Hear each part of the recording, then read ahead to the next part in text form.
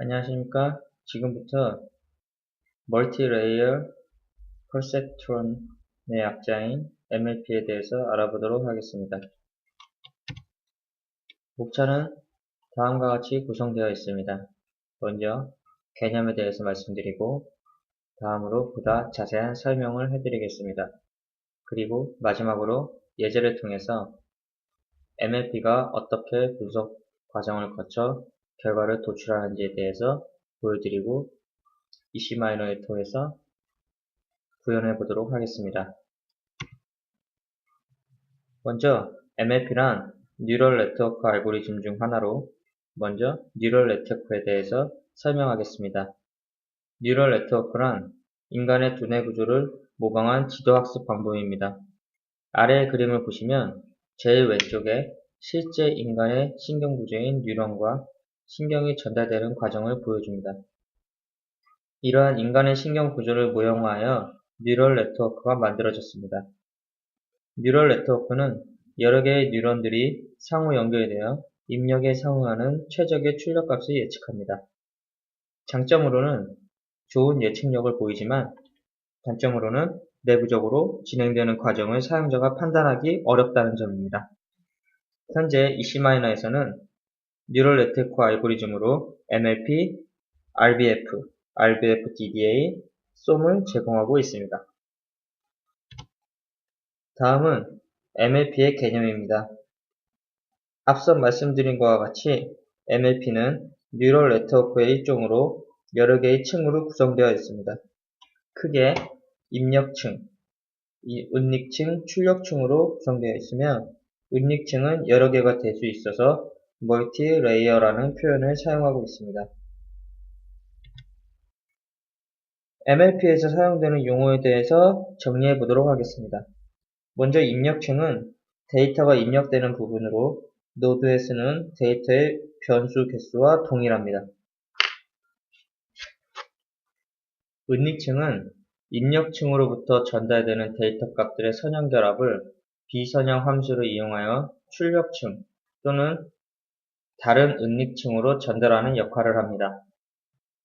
세 번째 출력층은 목표 변수에 대응되는 노드로서 분류 모형에서는 클래스 수만큼의 노드가 생성됩니다. 가중치는 다음 층으로 전달될 때 선형 결합 시의 개수를 의미합니다. 마지막으로 활성함수는 은닉층에서 선형 결합된 입력값에 적용하는 함수를 말하며 아래의 세 가지 함수가 사용되고 있습니다. MLP 학습에 대해 설명드리겠습니다.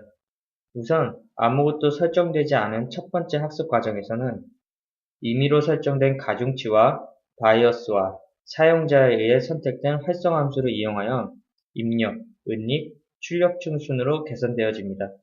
이를 순차적으로 앞으로 진행된다 하여 forward propagation이라고 합니다. 이렇게 진행된 결과 나온 예측값과 실제 종속 변수 사이에서 오차가 발생하게 되며 이 오차, 즉 오차 제곱합의 최소로 하는 가중치와 바이어스 값을 찾는 업데이트 과정을 거치게 됩니다. 이를 back propagation이라고 합니다. 위와 같은 과정을 반복함으로써 오차가 작아지게 되며 정확도가 높아지게 됩니다. 아래의 그림을 통해 정리해 보도록 하겠습니다. 우선 데이터가 입력되면 기존에 설정된 weight와 bias 그리고 활성함수를 이용하여 계산이 진행되며 이때 발생된 오차가 허용치보다 작게 되면 알고리즘이 종료될 수 있지만 작지 않다면, 즉 크다면 역전파, 즉 backpropagation이 진행됩니다. 역전파 과정을 통해서 오차를 작게 만드는 weight를 찾고 갱신하며 이와 같은 과정의 반복을 통해 오차를 최소화시키도록 합니다. 앞서 설명된 backpropagation에 대해 설명하면 기존의 입력, 은닉, 출력층 순서대로 진행되는 forward propagation과 반대로 출력, 은닉, 입력층 순서로 결과를 반영하는 방법이므로 back이라는 표현을 사용합니다. 이러한 back propagation 과정에서 MLP의 파라미터라 할 수 있는 weight와 바이어스 값을 추정하는 것이 MLP의 주요 쟁점이며 추정을 위해서 numerical optimization, 수치 최적화 방법을 사용합니다. 수치 최적화 방법은 어떠한 방향으로 움직일 것이냐 하는 방향에 관한 요소와 어느 정도 움직일 것이냐 하는 크기에 대한 요소에 따라 여러 가지로 분화되며 현재 EC 마이너에서는 다음과 같이 3개의 방법을 활용하고 있습니다.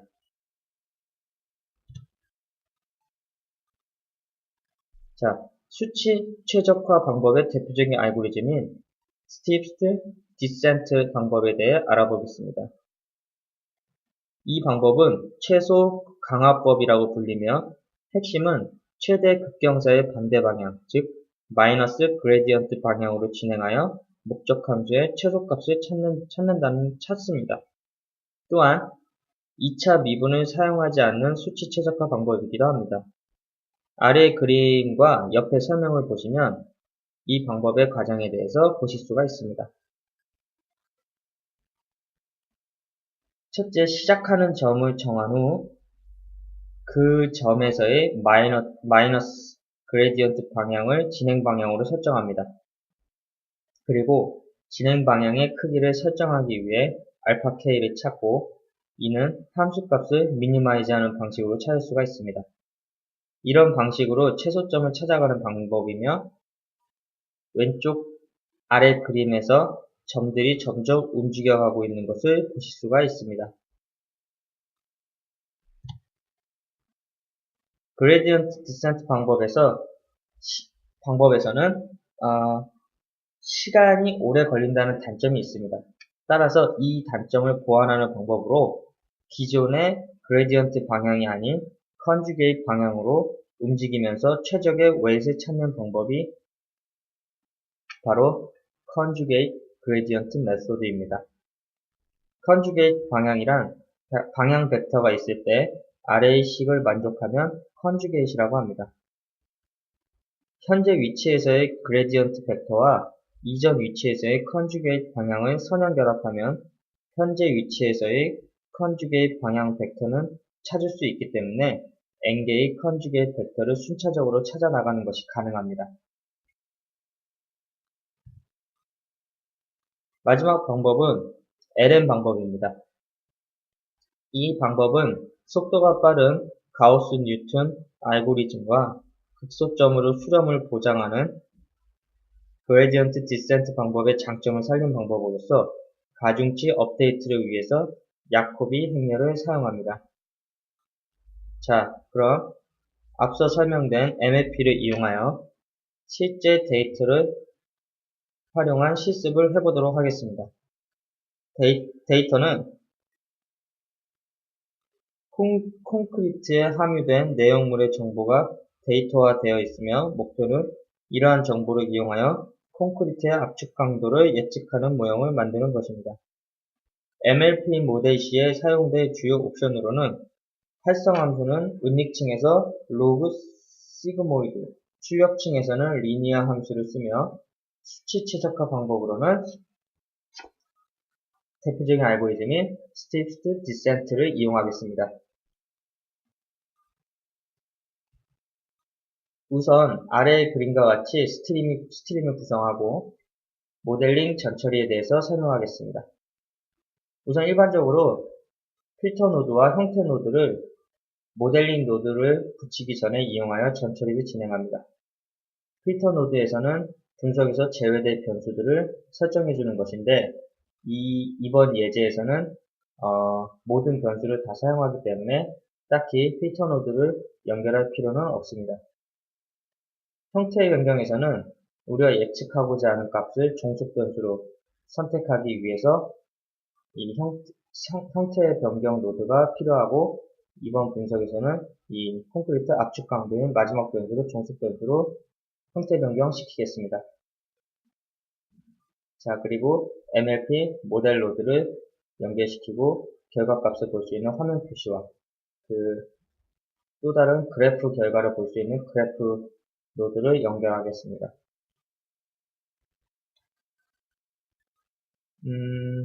모델링 노드인 MLP에서는 여러 가지 옵션이 있습니다. 보다 자세히 설명해 드리자면, 먼저 앞에서 언급한 것과 같이 수치 최적화 방법으로는 우리 이 스위프트 디센트 방법을 사용하였고, 은닉층은 1개층, 노드 수는 10개로 진행하겠습니다. 그리고 활성 함수는 로그, 시그모이드, 출력층 활성 함수로는 리니어, 즉 선형 함수를 이용하여 진행하겠습니다. 그리고 여기 보면은 구조 최적화 여부에 대한 옵션이 있습니다. 현재 이것이 아니오로 설정할 때와 예로 설정할 때는 약간의 분석 방법이 달라지는데, 먼저 아니오라고 설정할 경우는 설정한 은닉층 노드수에 따라 웨이트만 바꿔주면서 에러를 최소화하는 최적화된 구조를 찾아주는 것입니다. 따라서 테스트 셋이 따로 필요가 없습니다. 하지만 이 구조 최적화 여부 옵션을 예로 설정할 경우에는 그 뒤에 따르는 이러한 나머지 옵션들을 일일이 설정해주고, 그 안에서 발생하는 여러 구조들의 집합 중에서 에러를 최소화하는 구조를 선택해서 테스트 셋에 적용하여 예측 결과를 반영합니다. 따라서 이 경우에는 분할 노드가 모델링 중간에 포함되어 있어야 합니다. 그 부분에 대해서는 이 뒷장에서 자세히 설명해 드리도록 하겠습니다. 자, 모델링 결과에서는 MLP의 구조에 대한 정보와 모델 결과에 대한 통계적 정보를 알 수가 있습니다. 앞서 보신 이 스트링을 실행시키면 다음과 같은 결과들을 볼 수가 있는데요. 먼저 우선 구조에 대한 정보는 레이어 정보에서 현재 형성된 네트워크 구조를 알 수가 있습니다. 앞서 옵션에서 지정한 것처럼 은닉층은 1개이며 노드수는 10개로 구성된 네트워크가 형성되었습니다. 그리고 모델링 결과 웨이트는 다음과 같이 리스트로 나오게 되면 해석하는 방법은 이 표시된 부분을 보시게 되면 입력층 1번과 은닉층 1번이 연결된 이 가중치 값이 마이너스 0.34186 이라고 해석할 수가 있습니다. 또 다음으로는 모델의 통계적 정보에 대해서 알 수가 있습니다. 모델링 결과에 대한 아로가테브 결과값과 회계식의 적합도를 나타내는 RS퀘어 값 등을 이곳에서 확인하실 수가 있습니다. 이번에는 앞서 말씀드린 구조 최적화 여부를 예로 설정했을 경우의 분석 방법에 대해서 말씀드리겠습니다. 자, 다시 말씀드리자면 구조 최적화란 사용자가 선택한 옵션에 따라 예측의 오류율을 최소로 하는 네트워크 구조를 자동으로 찾아주는 옵션입니다. 이러한 구조 최적화를 위해서는 전처리 노드 중 분할 노드가 필수적으로 모델링 노드 앞에 있어야 합니다. 구조 최적화를 위해서 다음과 같이 은닉층 수는 1개로 하고 진행해 보도록 하겠습니다. 이때 은닉층 1번 첫 번째 은닉층 노드수에 설정되어 있는 1은 아무런 의미가 없습니다. 구조 최적화 옵션에서 시작 노드수란 은닉층에서 몇 개의 노드에서부터 구조를 형성할 것이냐는 속성입니다. 다음으로 증가 노드수는 구조를 형성할 때 시작 노드수로부터 몇 개씩 증가를 시켜가며 구조를 만들 것이냐 하는 것입니다. 마지막으로 테스트 경우수는 구조 변화, 즉 노드 증가를 몇 번 반복할 것인지에 대한 옵션입니다. 보이는 것과 같이 시작 노드수를 1개, 증가 노드수를 1개, 테스트 경우를 9로 설정하게 되면 은닉층 노드가 1개일 때부터 최종적으로 은닉층 노드가 10개가 될 때까지 테스트를 진행하면서 최적의 구조, 즉 에러를 최소화하는 구조를 찾는 방식으로 분석이 진행됩니다. 구조 최적화의 경우 모델 정보는 다음과 같습니다. 모델 정보에서 최적의 구조를 알 수가 있습니다. 현재 실습 예제의 경우 은닉층 노드를 1개에서부터 10개까지 증가시켰을 때의 최적 구조는 바로 은닉층 노드가 3개일 때가 최소의 오류가 발생했다는 뜻입니다. 또한 그때의 오류 정보와 해당 구조에 대한 평가형 데이터를 적용시켰을 때의 오류 정보 또한 알 수가 있습니다. 추가적으로 회귀가 잘 되었는지 시각적으로 판단해보기 위해 기본 차트 또는 기본 확장 차트를 이용하여 다음과 같이 차트로서 확인하실 수가 있습니다. 이러한 차트를 이용한 확인은 이 MLP뿐만 아니라 다른 여러가지 분석 방법에서도 응용 가능한 부분입니다. 차트에 대해서 좀 더 자세히 알고 싶으시다면 차트 노드에 대한 교육 동영상을 참고하여 주시기 바랍니다. 자, 이제 EC-TM으로 직접 구현해 보도록 하겠습니다. 먼저 예제 데이터에 대해서 보도록 하겠습니다. 다음과 같은 구조로 되어 있고 우리의 종속 변수는 즉 예측하고자 하는 변수는 바로 마지막 변수 콘크리트 압축 강도입니다. 자, 그러면 형태 변경을 통해서 콘크리트 압축 강도를 종속 독립 변수에서 종속 변수로 바꿔주고 MLP에서는 은닉층 수는 1개, 노드 수는 10개, 자, 활성함수, 그리고 은닉층 활성함수, 출력층 활성함수를 각각 지정해두고 구조 최적화 여부를 아니오라고 설정한 이후에 실행시켜 보도록 하겠습니다. 자, 다음과 같이 결과가 나왔는데요. 자, 마지막 열에 예측값이 이 9번째 컬럼의 이 종속 변수의 예측값이 위치하게 되고 잔차도 숫자가 나오게 됩니다. 그리고 그래프를 연결하여 실행시켜보면 자, 다시 한번 이렇게 빨간색 값은 실제값, 파란색 값은 예측값으로서 이렇게 트렌드를 확인할 수가 있습니다. 자, 그러면 이제 구조 최적화 여부를 예라고 했을 경우에 분석 방법 분석하는 것을 보여드리도록 하겠습니다. 자, 앞서 말씀드린 바와 같이 모델 노드 앞에 이 분할 로드를 붙여서 이 우리의 분석 데이터를 7:3의 비율로 트레이닝 셋과 테스트 셋으로 나눕니다. 그리고 자, NLP에서 구조 최적화 여부를 예로 설정하고 자, 첫 번째 은닉층 시작 노드를 1, 중간 노드를 1, 테스트 경우의 수를 9로 하고 자, 선택으로 하면은 이렇게 예측값이 위치하게 됩니다. 그리고 이 확장 차트를 통해서도 역시 트렌드를 분석할 수 있고요. 자, 첫 번째 구조 최적화 여부를 아니오라고 했을 때 모델링 노드를 통해서 다음과 같은 모델 정보를 확인하실 수가 있고요.